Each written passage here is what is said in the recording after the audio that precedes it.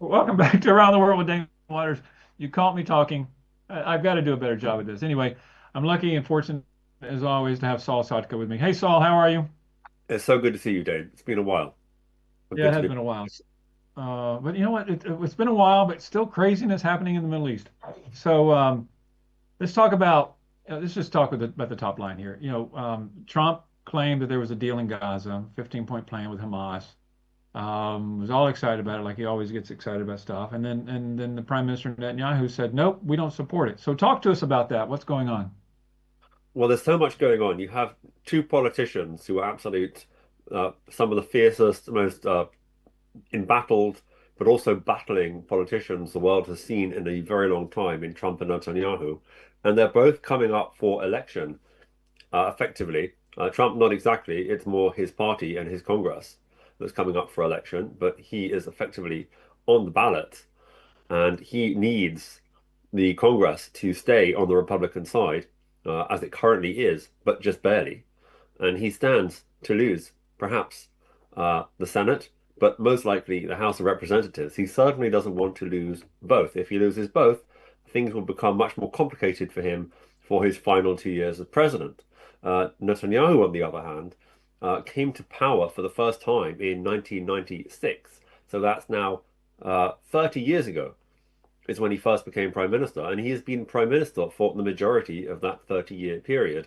I think it has to be 19 years or so at this point.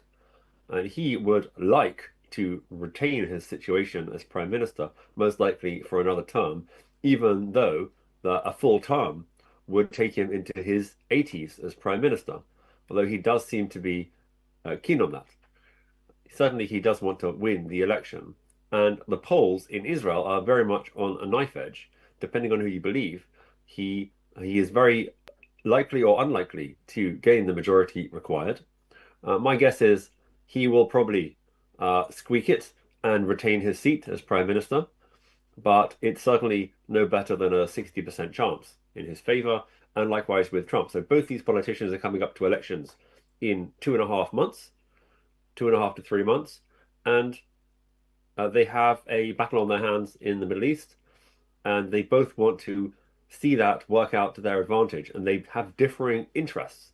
So Trump doesn't particularly care if Iran, the IRGC rather, is defeated in the next couple of months. His priority is keeping oil prices low because low oil prices give him and his party rather a better chance in the upcoming election.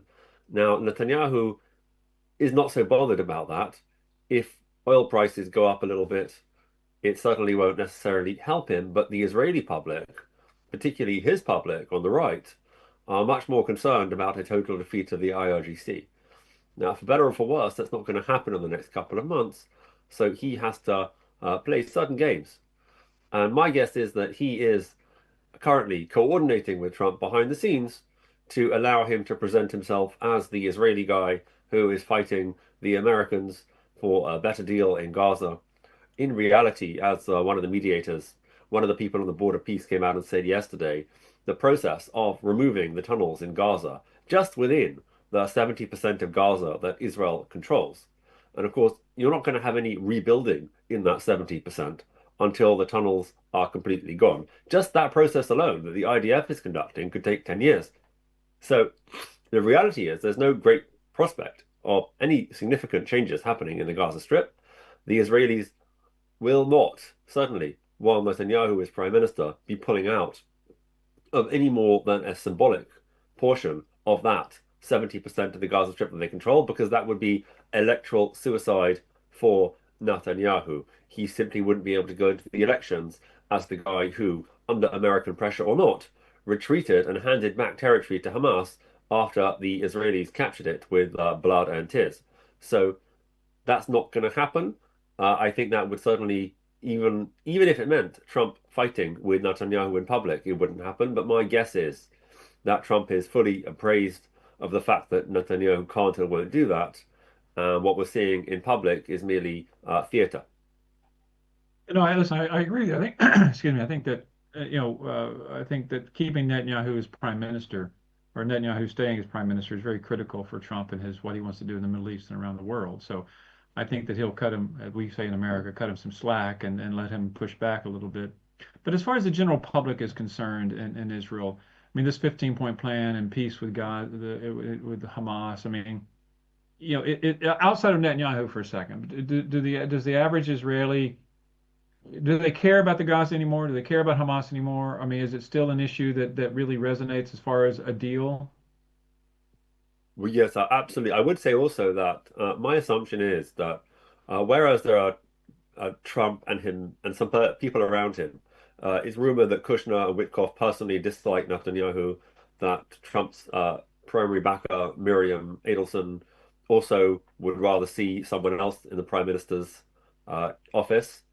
My guess is that Trump doesn't want to see his big international ally, the guy who he's done all the selfies with and fought a war with, kicked out of office a week before he is coming up effectively for election under his own party. That probably won't look good for him. And that my guess is that even if Trump and some of the people behind him would like to see Netanyahu gone, they simply won't be able to do it at this point because of the way the timing worked out for the elections. And going back to your other question, the situation in Israel, absolutely, they are extremely concerned. The average person certainly doesn't want to see Hamas existing at all. They are relatively satisfied, I would say, in general, with the fact that they know that Hamas is reduced in its capacity by at least 90%, and more than 25,000 Hamas fighters, at least, have been killed in the fighting over the past 2.5 to 3 years. And they are quite satisfied with that. Of course, they would like to see Hamas completely eradicated, but they also understand, because everyone knows people who've been fighting in Gaza, that getting that last 30% of Gaza, which is where effectively all the people of Gaza now live, is going to be a long-term mission. It's going to take a very long time. There's no prospect, no one expects Hamas to hand over their weapons, because the reason they hold their weapons is not really for a military reason, it's for religious reasons.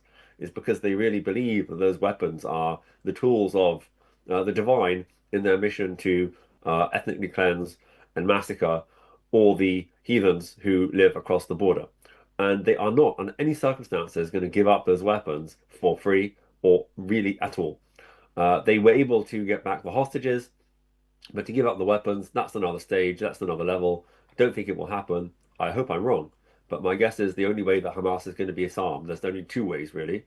And that is if the IDF methodically goes through the remaining 100 square kilometers of Gaza and essentially cleans that territory of any kind of Hamas fighters and weapons, or the people of Gaza themselves rise up against the people who are oppressing them. After all, Hamas at this point are not able to attack Israelis. They aren't able to harm Jews in the way that they wanted to. But however, there are still 2 million people that they are holding hostage, and they are the people of Gaza, who mostly hate them, but simply don't have the means to overthrow them. Yeah, but is there any chance of like we're talking about the 2 million people in Gaza? I mean, what are the electoral prospects? I mean, do they hold elections? Will there be elections? I mean, what are the options that they have? Well, there hasn't been an election, if I recall, in the Gaza Strip since 2006. That was the election that saw Arafat's Fatah party kicked out of office. Within a year, uh, the elections had been permanently cancelled because Hamas took over in a coup. They threw Fatah leaders and many others off rooftops, and since then they have controlled Gaza with an iron fist, based primarily on Iranian funding that allowed them to do this. There were also collaborations from the United Nations. They couldn't have done that without the United Nations support via UNRWA and various other UN organizations who covered for them, funded them, allowed their schools to poison the brains of an entire generation of children. It was in 2006 that Hamas took over the television channels of Gaza. They'd already had large levels of control in the media already, but at that point, the entire children's programming was shifted to programs teaching the local Gazan population that their mission in life should be to kill the Jews. And 18 years later, those young children who are given that kind of education were the people who breached the border and doomed Gaza to the fate that it now suffers. And that's the fate as we discussed, that whatever happens, whatever kind of peace initiative can happen, until Gaza is rebuilt fully to what it used to be, you're talking at least 25 years, and it will never be the same. There will always be a buffer zone inside Gaza protecting the Israeli public from the any kind of uprising, any kind of change in policy that might happen, no matter what. There will never be a border between Gaza and Egypt again. There will always be an Israeli buffer zone to ensure that no one will be able to smuggle weapons over that border. And those are the results of what Hamas did and their destruction of the political landscape there 22 years ago at this point. So no, there's no prospect of democracy coming back to Gaza until Hamas are gone, because Hamas and democracy are simply incompatible. They hijacked the democratic process to take power, but once they had taken power, there's no getting rid of them. We've seen the same thing in Iran in 1979, and you saw the same thing in Germany in the 1930s. Theocrats and demagogues take power, they use democracy to take power and then turn it off. So there's no prospect of it coming back until Hamas is gone, unfortunately. Yeah. Well, let's switch gears. You mentioned Iran. I mean, what's going on between America and Iran and the endless war is what's happening right now. But Israel is not actively participating in the conflict now, in the war now. Now, to the average Israeli, again, once again, I want to understand this. Do they think it's odd that Israel's not participating in the war? Are they happy with what's happening? Are they not happy? I think the average Israeli fully understands why Iran is not attacking Israel at this stage, even though Iran continues to shoot missiles at all its other neighbors. Israel, after all, isn't really a neighbor of Iran. Israel has no beef with Iran, in theory. We have no border disputes. But they have been attacking Saudi, they've been attacking Kuwait, they've been attacking Qatar and the UAE. And I think the Israelis understand full well why that's the case. And it's because the Iranians are currently fighting the United States alone. And they know that if they attack Israel, they will drag Israel, who's been on the sidelines, back into the fight. And this is really a game strategy play by Israel and America to try and divide and rule the war that they can have. So they can always turn Israel back on. Israel remains ready and able and very much willing to rejoin the war against Iran. But Iran isn't giving Israel the pretext they want because they don't want the Israelis attacking them. That would double the level of strikes that would be falling on their heads. Israel has as many jets as the United States in the region and as much firepower and are just as capable. So right now, if they're getting hit a little bit, they will be getting hit double as much if they decide to bring Israel back into the war, which could happen at any time. The Israelis are okay with that. The Israelis are not particularly bothered. It does mean that there are no sirens. There hasn't been any sirens here for the past 4 or 5 months because of this. So that's good news. Although they're aware that at any time it could reconvene and Israel could be back at war and sirens will be going off and missiles will be falling. Well, let me ask you, so just your personal opinion here. Do you think that, I mean, do you think that America, are you surprised at where the conflict is between America and Iran? To be honest, I wouldn't have expected it to drag out this long. I thought, and many people also thought, that the Americans and the Israelis were planning on essentially doing all the damage they needed to do and ending it. It does seem that Trump decided in early April that he could only continue till the end of that month. And at that point, for various reasons, be it technical in the US Congress, be it political regarding the oil prices, he needed to keep the oil prices down. That's really been the entire game of all the negotiations. The negotiations everyone knew was going to fail. No one expected that after 47 years of bad faith negotiations with the Iranians, suddenly they were going to start acting in good faith and genuinely negotiate. The negotiations that Vance led with their 13-point plan always looked completely absurd. The idea of giving the Iranians 300 billion in investment money over the next few years, merely in return for opening the Straits of Hormuz, was a non-starter. Its publication was a complete humiliation for the Trump administration when it came out, and they started walking it back. And anyway, it failed. So everyone understood that wasn't going to work. So then you have to ask, well, why was this done? Why was this negotiation put in place, and why has it been dragged out? My guess is simply that Trump understands that he wants his party to win in the midterm elections. And to that end, he needs to keep oil prices down. And to keep oil prices down, he needs to turn the war into a protracted negotiation until such time as it'll be beneficial to him to restart the war. I assume as follows that Trump is fully aware. We just read the reports right now of how he had to fly back to Turkey. He had to exit Yeah. Air Force One in a catering car and sneak onto another plane to get out of Turkey because of threats against his life. Because after all, Turkey does border Iran. It was probably a stupid idea to send the US president there in the first place. But my assumption is that Trump understands that the Iranian regime will never rest until they get revenge on Trump personally or on his family, until who knows how many generations. They have been pursuing Salman Rushdie, after all, for 40 years for writing a book. And Trump has done much worse things than write a book. After he killed General Soleimani in his first term, they tried to assassinate him 3 times. There are currently people on trial in New York for attempting to assassinate the US president at the behest of the IRGC.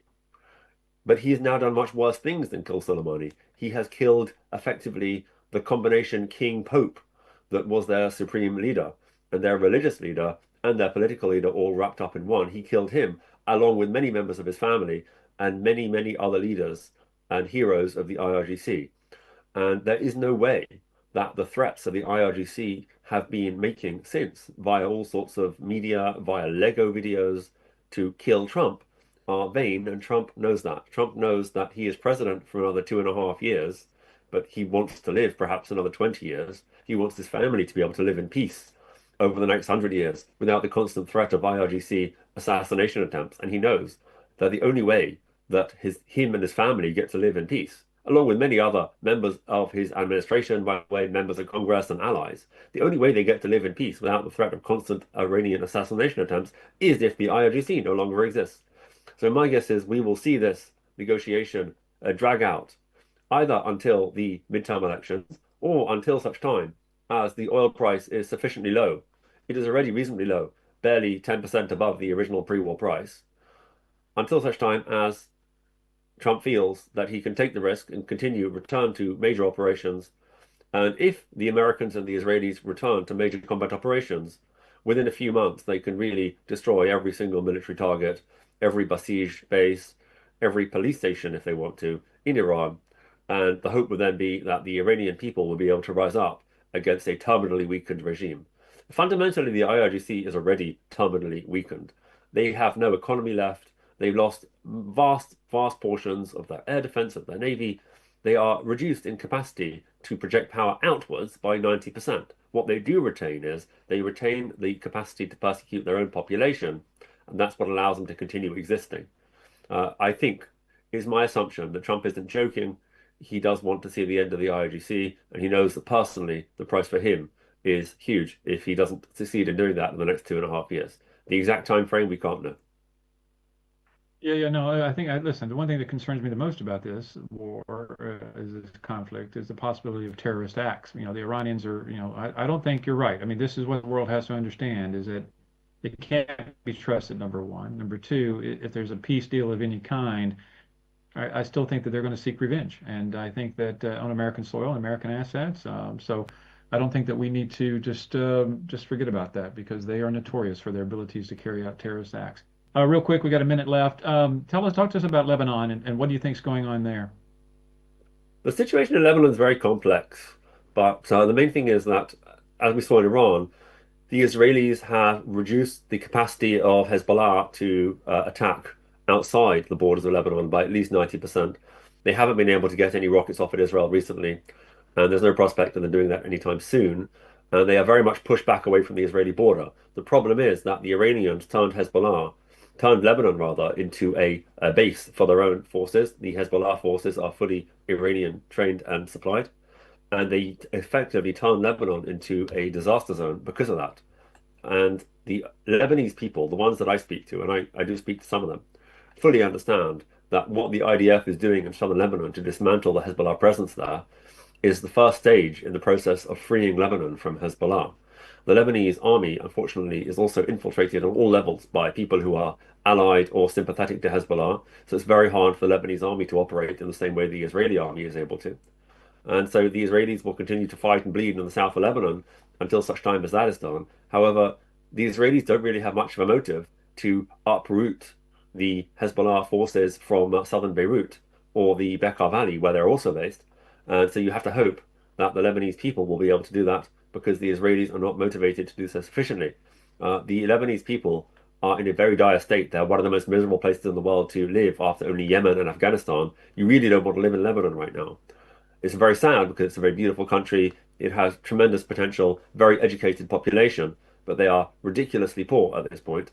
And the only way to fix that would be for them to be in effectively at peace with their southern border neighbor, Israel, which is one of the happiest places to live and one of the richest countries in the world.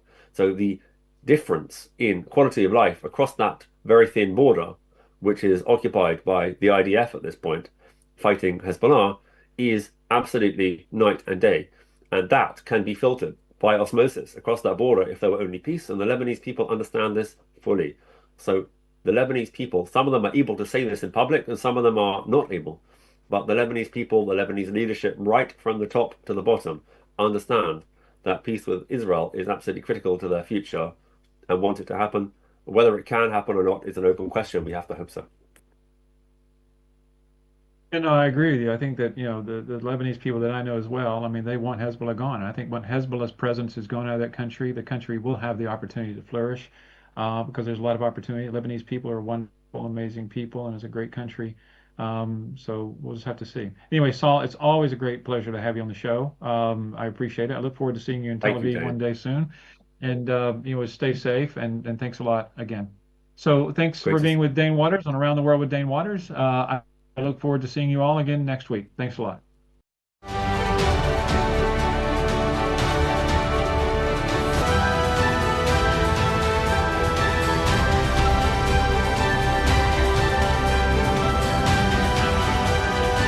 What we've always maintained is the never Trump. I'll break it down to a couple of